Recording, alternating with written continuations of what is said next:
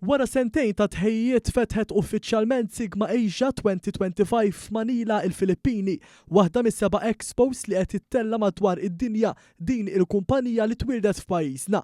Aktar minn 20,000 delegat, 350 kelliem u aktar minn 450 esebitur fosthom Maltin jinsabu f'din il-kapitali Asjatika bil-offer ta' dan is-summit se jkun qed jintlaħaq b'jumejn ta' konferenzi, wirjiet u networking events li jaqdu flimkien tradizzjonijiet tal-Filippini mal-għodot tal-AI u tkabbir fly gaming.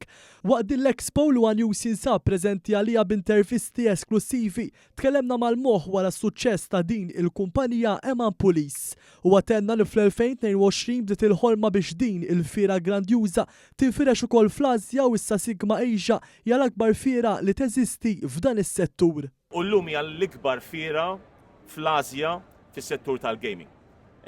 U dan għawina b'kuraġġ biex nibqgħu ninvestu fil-reġjun.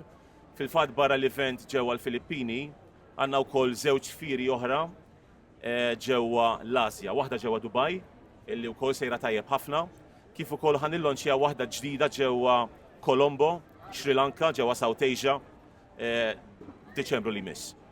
Fis-sfond ta' din il-fira Police kompla jispjega kif l-industrija tal-gaming qed issir aktar kompetittiva u Malta qed turi aktar prospetti sbieħ f'dan is-settur.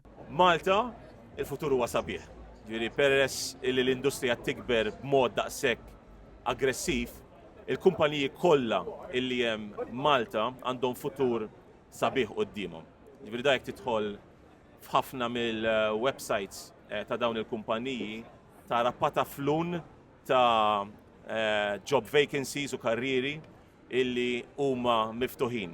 Il-fundatur ta' Sigma wkoll ħabbar li f'Settembru li ġej Malta se tkun qed tilqa' fih ħdana 12,000 delegat fl-Expo li jmiss. Mexxejnija minn Novembru għal Settembru ħanaraw kif immorru din is-sena. Ir-raġunijiet kienu bosta.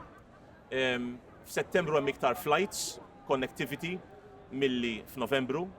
U f'Settembru wkoll tkun għadha ma bdiċ l-iskola. Ġifieri forsi traffic ma jkunx impattat daqshekk waqt il-fira tagħna. We look forward għalija, jiena il-xogħol tagħna nibet Malta, nibqa' eternally grateful għal dak illi pajjiż offri li biex nibda u look forward li nibqa' nkabbar ġewwa Malta.